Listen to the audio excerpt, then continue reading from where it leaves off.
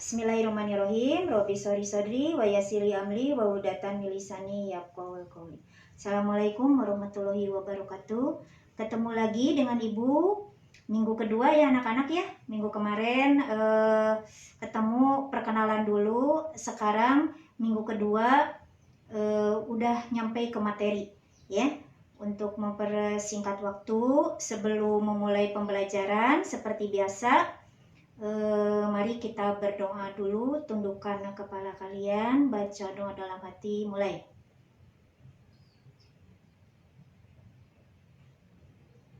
Selesai. Udah siap anak-anak buku catatannya ya? Udah siap buku catatannya. Kemarin minggu kemarin kan sudah Ibu sampaikan. Jadi pembelajaran hari ini langsung ke materi ya. Udah siap buku catatannya ya? Simak dulu, sekali lagi simak dulu apa yang akan Ibu sampaikan materi hari ini. Tapi sebelumnya tanggal sekarang ya, tanggal sekarang cantumkan oleh kalian tanggal sekarang, kemudian tulis oleh kalian bab 1 ya. Bab 1 judulnya adalah Dinamika Perwujudan Pancasila sebagai dasar negara dan pandangan hidup bangsa ya, ditulis nanti ininya judulnya. Kemudian kita lanjutkan ke materinya. Disimak dulu saja ya, nanti bisa kalian tulis ulang nanti setelah pembelajaran ini, bisa kalian lihat lagi nanti ya di ini lagi. Pokok bahasan 1. Penerapan Pancasila dari masa ke masa. 2. Dinamika nilai-nilai Pancasila sesuai dengan perkembangan zaman. 3. Perwujudan nilai-nilai Pancasila dalam berbagai kehidupan. Penerapan Pancasila dari masa ke masa. Kedudukan Pancasila sebagai dasar negara dan pandangan hidup bangsa telah disepakati oleh seluruh bangsa Indonesia. Akan tetapi, dalam perwujudan banyak sekali mengalami pasang surut. Berikut akan kita bahas penerapan Pancasila pada masa awal kemerdekaan, masa Orde Lama, masa Orde Baru, dan masa reformasi. Penerapan Pancasila pada masa awal kemerdekaan 1945-1949. Tekad bangsa Indonesia untuk menerapkan Pancasila menghadapi ancaman berupa penyimpangan, diantaranya 1. Pemberontakan PKI Madiun pada tanggal 18 September 1948. Pemberontakan PKI Madiun yang dipimpin oleh Musso bertujuan mendirikan negara Soviet Indonesia yang berideologi komunis. Penyimpangan Pancasila pada awal kemerdekaan. 2. Pemberontakan Darul Islam atau Tentara Islam Indonesia. Pemberontakan DITI dipimpin oleh Sukarmaji Marijan Kartosuwiryo pada tanggal 7 Agustus 1949. Tujuan utamanya adalah untuk mengganti Pancasila sebagai dasar negara dengan syariat Islam. Dalam kenyataannya, gerakan ini bertentangan dengan syariat Islam dengan melakukan pengerusakan rumah penduduk dan fasilitas umum. 3. Pemberontakan Republik Maluku Selatan atau RMS. RMS didirikan oleh Christian Robert Stephen Soumokil pada tanggal 25 April 1950. Tujuan RMS adalah membentuk negara sendiri dengan wilayah meliputi Maluku Selatan, Seram, Ambon, dan Buru. 4. Pemerintah Revolusioner Republik Indonesia PRRI atau Perjuangan Rakyat Semesta atau Permesta. PRRI Permesta dipimpin oleh Syarifuddin Prawiranegara dan Pinsil Sumual pada tahun 1957 di Sumatera dan Sulawesi. Gerakan ini merupakan bentuk koreksi terhadap pemerintah pusat yang dianggap telah melanggar undang-undang sehingga menimbulkan ketidakadilan dalam pembangunan. 5.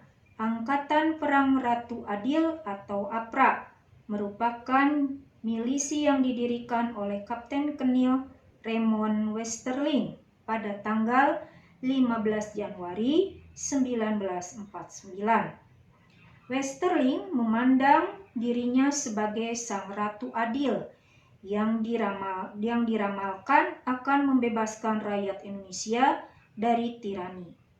Westerling bersekongkol dengan Sultan Hamid II berusaha mempertahankan negara federasi yang dibentuk Belanda melawan NKRI. 6. Perubahan bentuk negara dari Republik Indonesia Serikat ke NKRI dengan UUDS 1950 memang berdasarkan Pancasila, akan tetapi dalam penerapannya lebih diarahkan kepada demokrasi liberal, sehingga tidak menjamin stabilitas keamanan. Penerapan Pancasila pada masa Orde Lama 1959-1966. Periode ini dikenal sebagai periode demokrasi terpimpin. Demokrasi terpimpin merupakan sebuah sistem demokrasi yang seluruh keputusan dan pemikiran dalam pemerintahan negara terpusat pada pemimpin negara.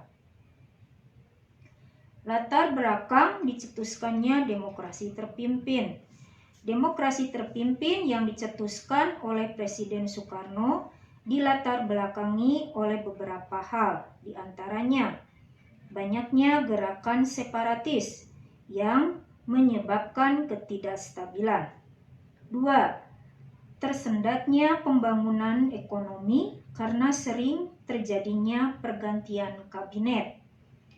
3. Kegagalan Badan Konstituante dalam menjalankan fungsinya. Penerapan Pancasila pada masa Orde Lama. Walaupun konstitusi negara sudah kembali kepada UUD 1945, namun dalam pelaksanaannya terdapat penyimpangan. 1.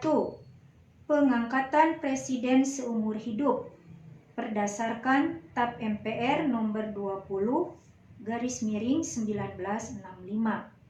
2. Pembubaran DPR hasil pemilu oleh presiden berdasarkan penetapan presiden nomor 3/1966 tanggal 5 Maret 1960.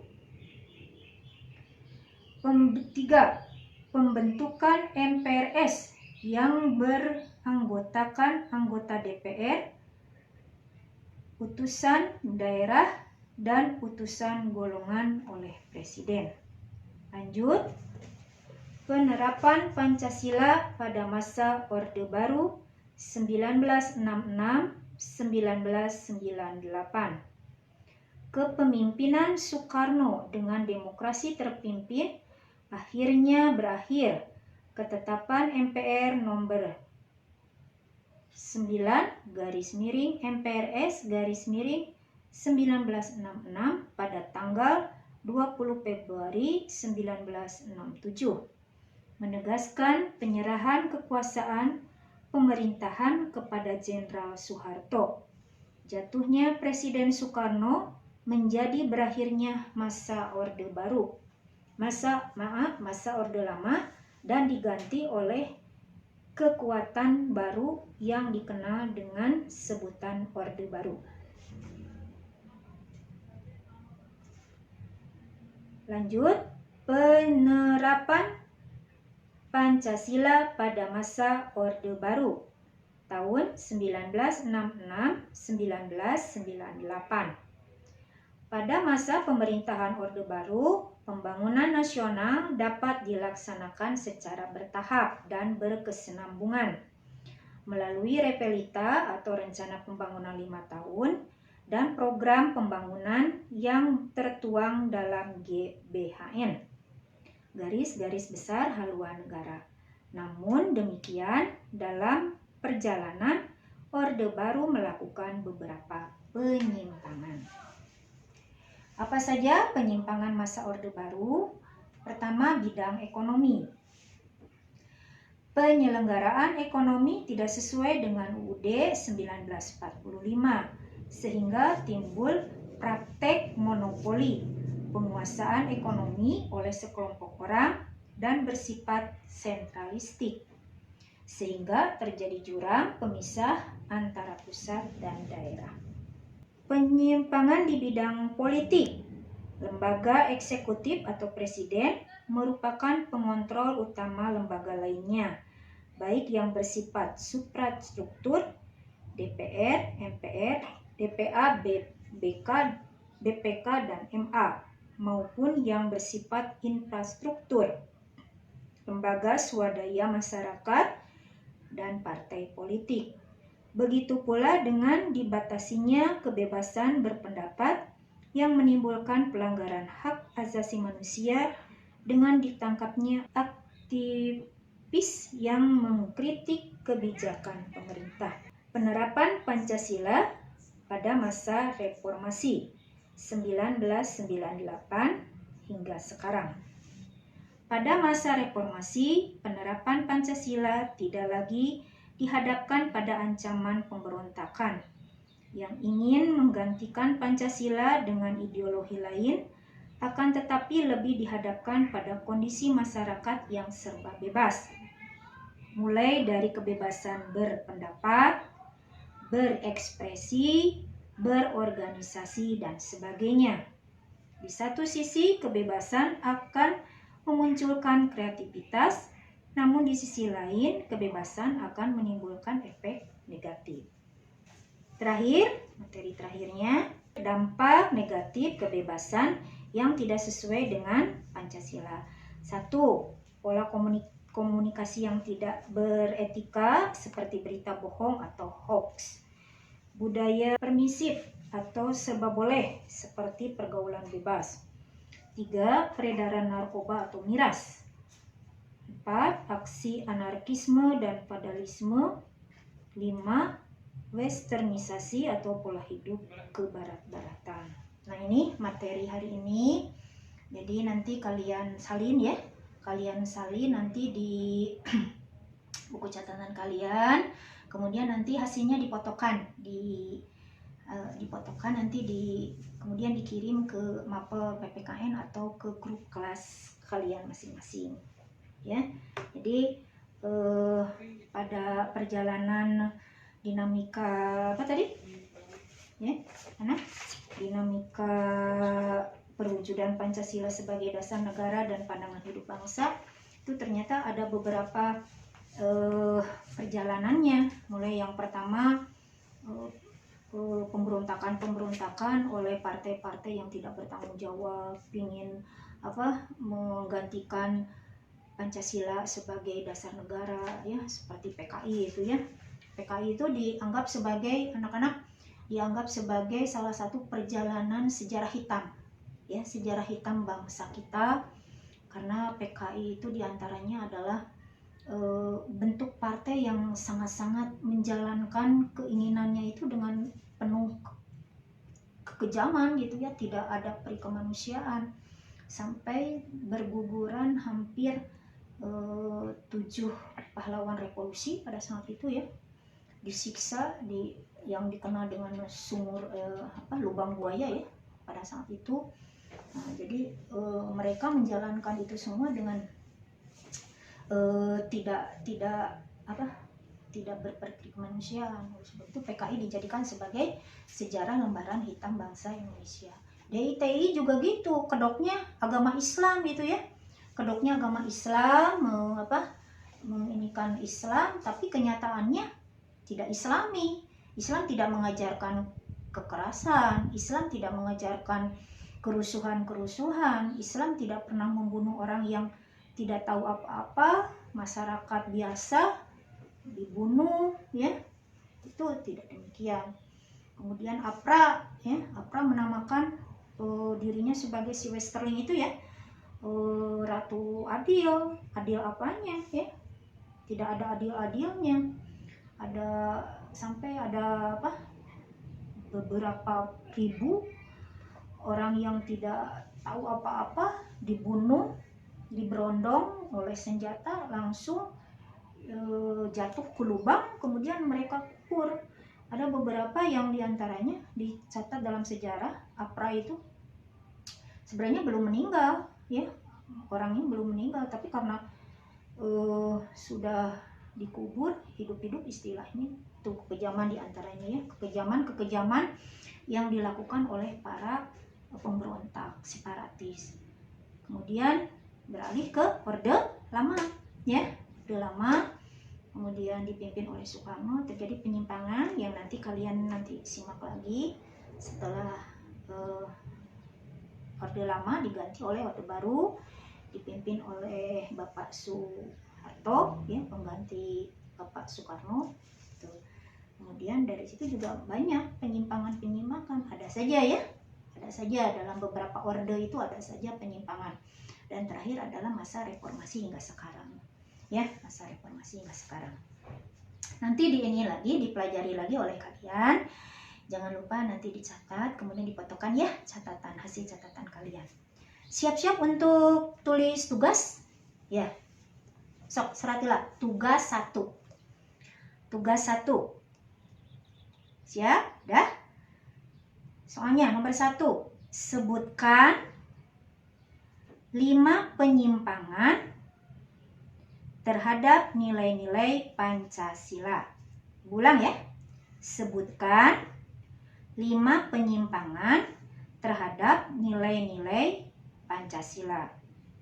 Soal 2. Siapakah nama tokoh pada masa Orde Lama? Ulang. Siapakah nama tokoh pada masa Orde Lama?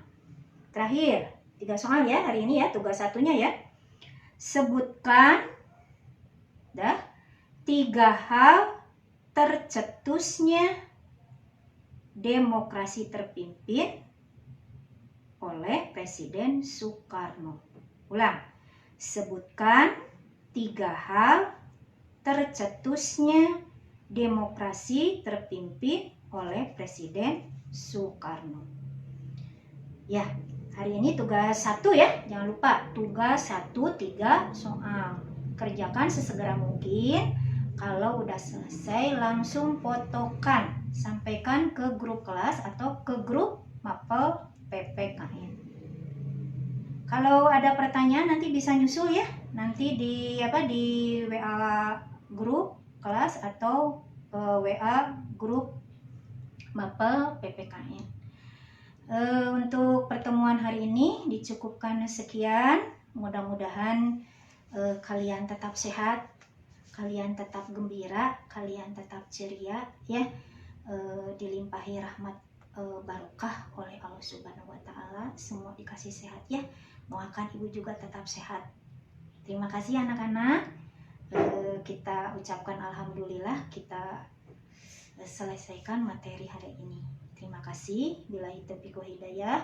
Wassalamualaikum warahmatullahi wabarakatuh. Sampai jumpa.